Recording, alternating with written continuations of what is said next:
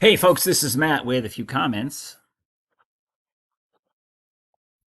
Hello, folks, this is Matt talking a little bit about essay number 4, the voting, your attitude towards voting and the electoral process. And let's take a look at what we got. There we go.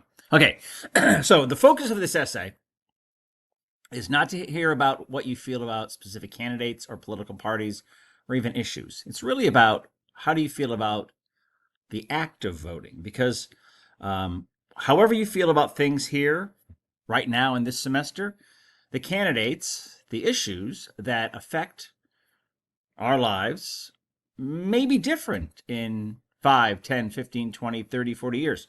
Okay, if you're a young person right now, just entering the voting process, you might be voting for decades upon decades, and the candidates or the issues or the things that get people really worked up right now may not be the same. So it's really about how do you feel about voting in general, and how do you feel about participating in the democratic process? Because that's part of being a citizen in a republic, is partaking in some way in the democratic process. So I'm looking for your honest personal attitudes in this essay.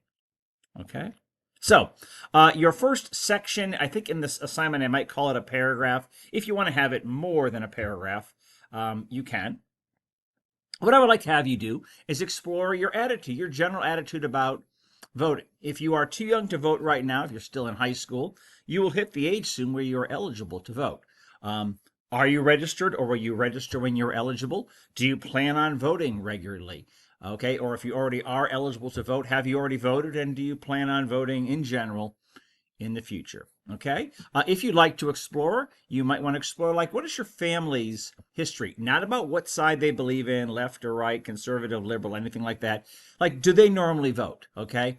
Do they normally talk about politics? Are they invested in the concept of voting? Because there's a strong correlation between our families' commitment to the voting process and our own, okay, especially the people we grow up with, okay?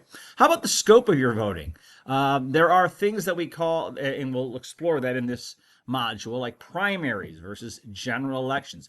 Primaries usually are like the elections you have to win to get to the final election, the general election, okay? Primary doesn't mean more important, doesn't mean better, okay? Just about every office that we're elect, we have primaries before we get to elections. So it doesn't just mean presidential primaries. There are presidential primaries. That's different. Okay. How much attention or thought do you plan on devoting towards voting? Okay. Have you considered, or will you consider participating in political activities in ways other than voting? So some people like to go to rallies, some people like to advertise their political views on social media, or have yard signs, or wear clothing, or whatever it is, okay?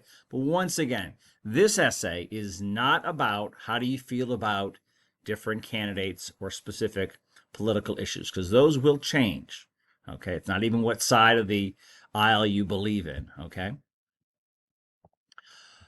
The second section is broad. I want you to select one of the following. So everyone's going to pick something different. That's great. I just wanted to give kind of like an a la carte menu for people to choose from. So if you look at the assignment, it'll have more details, but I would like you to say a little something about your current member of the United States House of Representatives. That's the U.S., not your local one. Okay, you can talk about that later on if you'd like instead.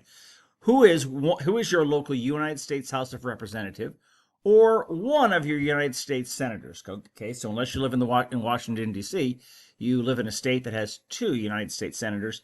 Talk a little bit about one of them. Okay, this might include, like, what district do I live in? If I'm talking about the United States House of Representatives, what are some issues that this particular representative or senator cares about? Okay, you're not arguing with or against them. You are talking about what are their positions, okay? If you'd like to, you could explore what is the function of the United States Electoral College, okay? There is a unit in our module about that as well. So if you would like to focus more on national politics, there are some questions that you can look at in the assignment that address the United States Electoral College. Okay. If you'd like to go back in a little bit in history, look at what are some of the barriers people have often faced to voting in the United States. It could be for people who were denied the right to vote through ethnicity, race, gender, even age. If you want to go further back, property. So at the beginning of our country's history, in a lot of states, you actually had to own some kind of property before you could vote. That's been done away with, okay? But you could explore that, okay? And then finally, if you don't want to talk about one of those first three, I would like you to explore another elected official who is either like someone who is elected in your county, your state, or your municipality. So that could be like your borough or your township or your city. Okay. You can go online and find something about those people. I have some resources that should be able to connect you to their websites or their platforms online.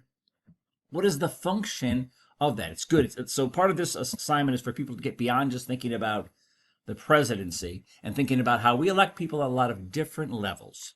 Okay. So finally, make sure that you have a good introductory and concluding paragraph that does all the things we've talked about this semester.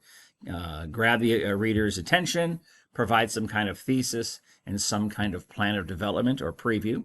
And since you will probably be providing some kind of quotes or summaries or paraphrases from different people's websites or some of the resources I use, make sure you have the important necessary in-text citations and either a references or a works cited page. Okay, so hopefully this will be a good experience for you to learn about the different ways we participate in the electoral process in the United States. Thanks.